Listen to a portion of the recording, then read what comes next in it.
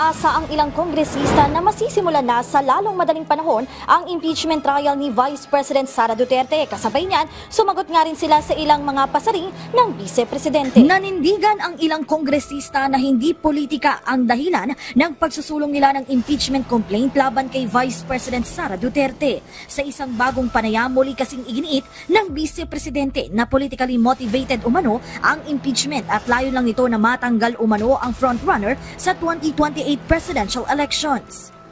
Inakusahan pa niya ang mga lumagda sa impeachment complaint na binayaran lang umano. Mariin naman niyang itinanggi ni na House Assistant Majority Leaders Ernest Dionisio at Sia Alonto Adjong. I strongly denounce yung statement na binayaran eh. Yung mga salitang ganyan, it's trying to, evade the real issue. May batayan ba? May pamantayan? Yes. So that's why it was elevated to the Senate. Now they're there to act as impeachment court. We are not grabbing the powers of Congress to impeach an impeachable officer. No. Neither are we trying to supplant the findings of the House of Representatives with respect to the impeachment complaint of the Vice President. No, we're not going to do that. We're only doing our powers pursuant to the Constitution to investigate. Period. So, sir, bumalik bago kayo tumigas. Alam mo, pinangungunahan kami. Do I look stupid to you? Did I in the past do something that is against the law? Tell me. Justice, what does the... Ba't kami pinangungunahan? Ba't hindi muna sila mag-aral? Ano bang nakasaad sa konstitusyon? So makikita na pag-aaralan na yung Constitution, yung deliberations during the Constitutional Commission in 1987, they would know. Utos naman. Yes. Yung summons. Pagkatapos na isole yung impeachment na siyang kumakatawan ng kabuuan ng articles of impeachment, kapag daka ay nag-issue ng summons ang impeachment court. Opo. Pinasasagot ang Vice President sapagkat siya yung na-impeach na opisyal ng ating bansa. Sangayon sa tuntunin naman, meron siya 10 araw na makasagot. Tama po. So kailan niya naisubmit siya sa loob ng takdang panahon, Jen? Noong hapon, yung last day mismo. Niya. Ano yung last day? Hapon. Lunes ba, Martes? Parang Lunes, 11, di ba? Hindi. Basta yung last day po mismo, ng bandang hapon. Hindi, kasi meron siya hanggang, ang summons ibinigay ng 11 ata. June 11. So 10 days, meron siyang 10 working days. Yung 21, ano yun? Sabado yun eh. Opo. 22, linggo, sa makatwid. 23, tama, Lunes nga po. 23 niyang may sasubmit. Lunes. Ngayon, sa tuntunin, pagka sumagot ang subject official na na-impeach, may karapatan namang mag-sumagot yung prosecution. Yes. Sa loob naman ng 5 araw. 5 araw po naman sila. Ngayon, teka muna, parang coincidence eh. 23 nung matanggap. Opo. May balita nga ako nung sineserban ng kopya yung House of Representatives, ayaw daw tanggapin eh. Ganun po? Oo, nagkaroon pa yata ng pagdududa. Tatanggapin ba natin ito o hindi? Kasi nung ibinabalik, di ba, yung kopya ng kanilang Hindi, impeachment. nagkaroon talaga ng matagalan. Nagtawagan pa ng kung sino-sino. Inabot yata ng 5 oras bago tuluyang tanggapin. Ito yung nakakapagtaka eh. Parang hindi nakahanda yung prosecution panel. Ba't di mo tanggapin? Sa regular court kasi, dinimanda mo si palagi kayong dalawang ginagawa. Wala naman ako magagawang example. Ikaw naman ngayon ang demanda kay Jen. Sasagot si Jen ngayon. Ngayon, bago niya i-file sa korte, titingnan ng korte kung binigyan kung binigyan mo na si... kasi kailangan mong bigyan. Hindi tatanggapin ng korte, hindi mo pa binibigyan yung kalaban. Pagka nakita niya, kasi either meron kang nakadikit na yung stamp. Okay. Halimbawa, yung ginamit mo yung postal, meron ka resibo ng Yung ang tawag doon kasi yung meron kang, nakalimutan ko na yung mga termino eh. Meron kang resibo, ikakapit mo ngayon doon sa nang ipapile mo sa korte. Nangangahulugan na yon, binigyan mo. Ng kopya. Oo, ganun din Yung yun. Sa kabilang mga tweet, ipapile niya sa korte, sa impeachment court, hanapin ng impeachment court, o teka mo na, binigyan mo na ba yung kabila? Ibig sabihin, yung prosecution. Eh kung mo, mga seasoned lawyers ito, minabuti muna nilang yung kopya, hand carry din, ha? Oo. Hindi nila ginamit ang postal office. Okay. Oh, so, pumunta sa opisina. Daw, ito na pumunta sa babalita ko opisina lang. ng SecGen, oo. Parang totoo naman eh. Oo. Di man dinideny eh. O, nagkaroon na, teka, matatanggapin ba natin? Nakakatawa eh. Oho. Bakit hindi mo tanggapin? Yun ang proseso. Hindi tatanggapin ng impeachment court yung sagot ng Vice President Kung walang... kapag walang batayan na ikaw, binigyan mo muna yung kabila. Ayun. Siguro napagmuni-muni nila, sige, tanggapin na natin. Oo. Kamuntik nang natapos ang isang araw yata eh. Di kasi ang kanilang parang pagdududa kong tatanggapin ba na hindi kasi ang dating parang ibinalik yung impeachment complaint yung kabuuan. Hindi na ano yun. Wala na sa usapan yun. Ang usapan, Yung sagot ni BP. bago nga isoli, nag-i-issue naman ng summons eh. Sasagutin naman yun. So, proseso yun eh. Ayun. So, binigyan na siya ng 10 araw. Wala nga namang hindi niya sagutin sa loob ng 10 araw. Nagkataon lang kasi, yung 21, Sabado, wala namang opisina. Yan. Kaya Lunes sila na sumagot. Kaya talagang napunta ng 23. Ngayon, di 23.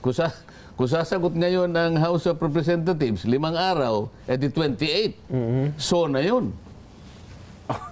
Tama. Opo, July 28, ang araw ng SONA. Tama. July 28. Oho. Paano ngayon yan? July 28, Oho. tapos na yung di ba? June pa lang tayo, Kong. June.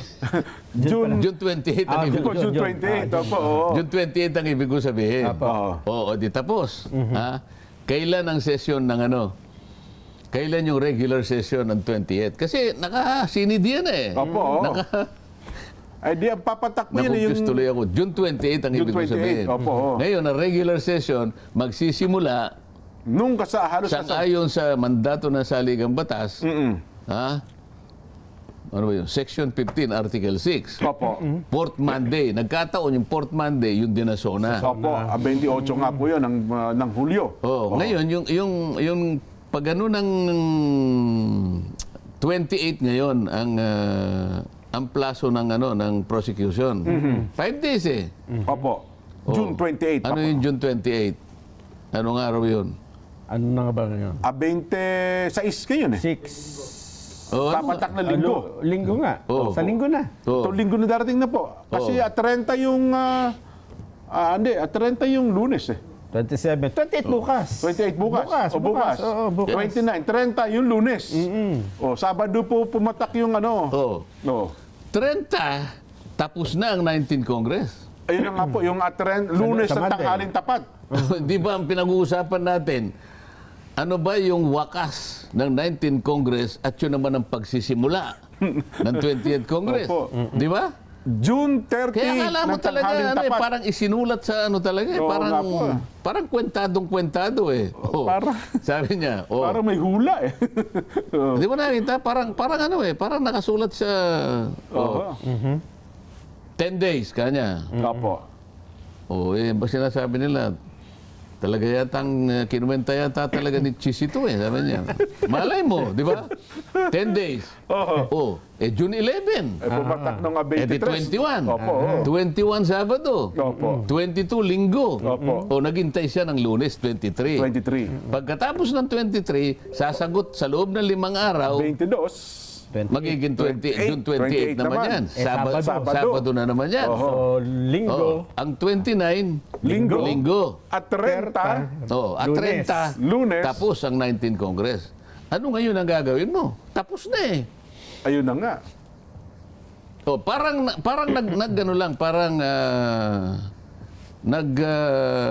Parang formality na lamang ang nangyari doon. ibig sabihin talagang nagpasahan lang ng mga papel. Pagkatapos niyan, tapos na tayo. Yun ang simula ngayon ng 20th Congress.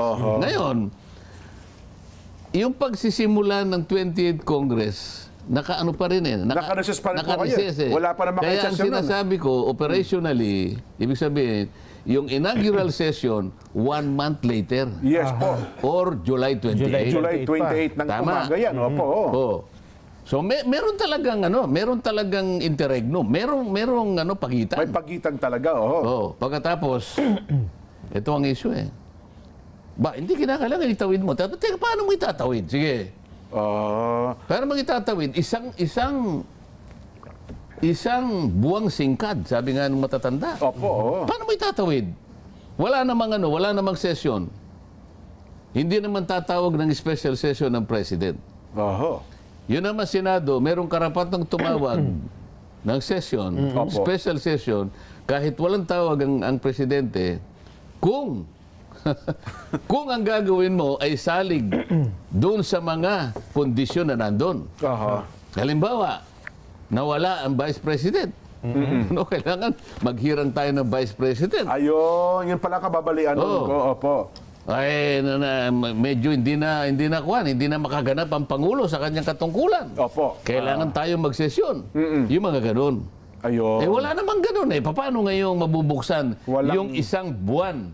Walang extraordinary, no? Nga naman. Merong isang buwan na pagitan sa kamatayan ng 19th Congress at pagsilang ng susunod na Congress. Naintindihan niyo? Ika-20 tatak yun. Kasi hindi naintindihan Ang simula ng ika-19 na tatak Matatapos, at simula naman na ika-20 tatak.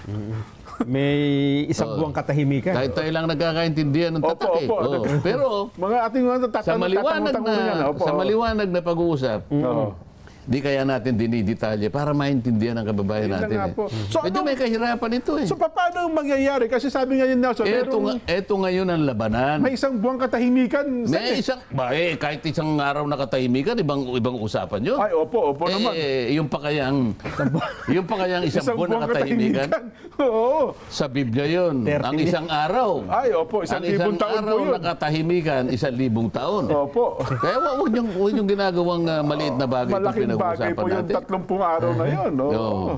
Tingnan mo yan, direct, yung ating cameraman, nakatingin ng direct. Akala mo, naintindihan na niya. Mukhang nakukuha niya na. Alam ni Kuya Plin yun. Ngayon, may isang buwan tayong pagitan. Tanong. Kumbaga, ito yung papel di ba? Yan ang pinag-uusapan ito yung paano mo itatawid dito yan? Ito yung pagitan 30 araw ang pinag-uusapan. Paano mo itatawid dito? Yan ang matindihang debate ngayon. Kasi nga talagang, wala namang sesyon. Literal magkakaroon ng 30 araw na katahimikan talaga. Wala. Nasa saligang batas. Saligang batas mismo ang naglagay ng pagitan. Ayun. Basahin mo, Section 15, Article 6. Opo. The commencement of the regular session of the incoming Congress is the 4th month of July. Yun na sona. Ayun. So, hindi naman uubra na pagdating yun ng 28 ng umaga. Hindi, siyempre merong tatayo doon. Nanguna niya alam mo naman ang botohan mo na yan Speaker at saka tumayo dyan, Senate President muna, di ba? Siguro, sabi siguro, parliamentary inquiry, Mr. President. Kausap niya si Chis Escudero. Kunwari, si Chis palagay mo si Chis Escudero pa rin ang Senate President. Yan, na hindi nakuha ni Robin Padilla, kunwari. Opo. Mr. President. Parliamentary inquiry. What is the parliamentary of the gentleman or the blah, blah, blah. lady of blah, blah, blah? Opo. Mr. President, I want to know what happens to the impeachment blah, blah, blah. It is not in our agenda today. Wala naman. Kasi wala sa agenda pa yan. Ano isasagot ni yan ay yung banatan. No. Sabi niya, The Senate is a continuing body. Oo. Ayan na, mag-uumpisa na naman yan. Ang pagkakaiba lang noon, wala ako eh. Ayun. Ngayon, nandito na Sa ako eh. 20th Congress, nandiyan na kayo. Di ba? Oo. Ando na. Oo, yan ang magiging senaryo ngayon. Ayun. So parang... Pipilitin nila ngayong itawid. Oho. Ngayon, tanong ko, isa lang na may paano may tatawid? Oo nga, no? Sino ang magtatawid? Paano may tatawid? Anong paraan ng pagtawid? Oho. Oh. Kasi Di ba? yung sinasabi nga, narinig natin, di ba, yung carry-over provision, wala talaga doon sa ano eh, na mula sa 19 Congress, kung impeachment usapin, walang nakalagay na automatic na papasok sa susunod na Kongreso eh. Do you ba, Sen? Diba? Yan nga. Yan ang nga magiging yung, debate ngayon kung paano, well, magandang abangan yan. Oho. Pero ang itinatanong din ng iba, Sen, ay ano ba yung ipinail na reply ng Vice President? Kasi Answer ang tawag doon. Answer, yung Ang reply, yung sa prosecution. okay, yung answer okay. ay yung Answer ad cautelam. ad cautelam. Ano ba yung ad cautelam? Latin words yan. Mga Latin yan eh. Parang masarap kainin eh. Pag sinabi kasi sa yung mga abogado, pag gumamit ng ad cautelam, Opo. minsan eh, may mahaba pang ano yan eh. May may- mahabang answer ex abundante ad cautelam. Ganun pa eh. Ito may shortcut yan. Ibig lang sabihin, sinasagot kita na merong babala. Ba, may babala. Ba, may warning pa, Ibig sabihin, yung gusto kong maintindihan mo na kaya kung bakit kong sinagot ng ganito. Okay. Kamukha nung kanyang ginawa, kaya niya sinabing ad cautelam, kahit na sumasagot ako sa iyo, hindi ko itinatanggi na, hindi ko kinikilala pa rin na may jurisdiction pa rin ang impeachment court. Kasi baka akalain nila, sumagot ka na eh.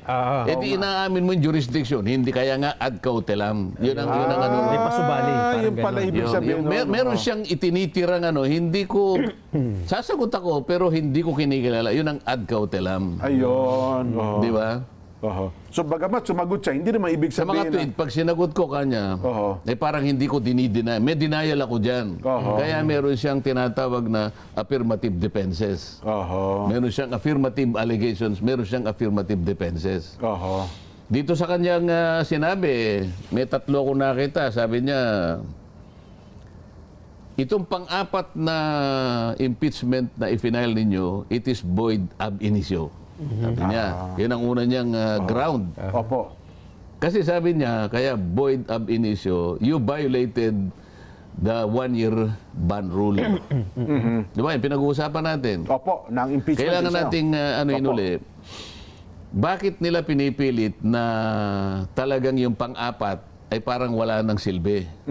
Sapagkat meron silang ipinail na unang 3. Yes. December 2, 2024, nag-file ng impeachment Opo. complaint. Ito verified ha. Opo, tsaka may endorser yan. Walang depekto, in-endorse. Opo. Sana man lang, kaya naman hindi namin ginalaw, walang nag-endorse eh. Kasi yung unang complaint, ang nag-file, isang karaniwang mamamayan. So sa tuntunin, pag karaniwang mamamayan, merong isa man lang Miyembro na ng mambabatas. membro ng Kongreso Opo. na Endorso. endorso. Opo. Ito, ang mismong nagano yung na isang grupo ng tao at inendorso ng isang mambabatas. Di qualified siya. Opo. December 2 yun. December 4, meron na naman. Ganon din, grupo rin ng Yes. ng tao at inendorse na naman ng isang mambabatas. Opo. Pangatlo ganon din. Opo. December 19, 2024. Ngayon, hindi nila ginalaw. Sabi ng sagot ni Vice President Sara na totoo naman, sarili niyong tuntunin, hindi ninyo Hindi na sinunod eh. Opo. Ano yung nasa tuntunin? Kapag kanya merong nag-file ng verified complaint sa opisina ng Secretary General, immediately i-refer niya sa opisina ng Speaker. Speaker. Opo. Immediately ha? Opo. Hindi ginawa. Kasi pagka, halimbawa, ipinail ngayon, kunyari yung immediate is within 3 days. Kunwari lang. Opo. After 3 days, ini-repair niya na kagad si Speaker. Immediate pa rin yun. O kaya 2 days, kunwari. After 2 days, Kasi marami rin namang ginagawa sigurado ang Secretary General. Boss, bigyan nyo naman ako ng 2 days naman. Yun ang immediate para sa akin. And hindi, ang dami ko rin namang sagutin sa buhay. After 2 days, Pinail. ang sinasabi, immediately. So after 2 days, ginano niya. Pagkaraan naman na ito ay matanggap ng opisina ng speaker, meron siyang 10 session days para i-repair. Para ilagay sa order of business. Mayroon pala talagang...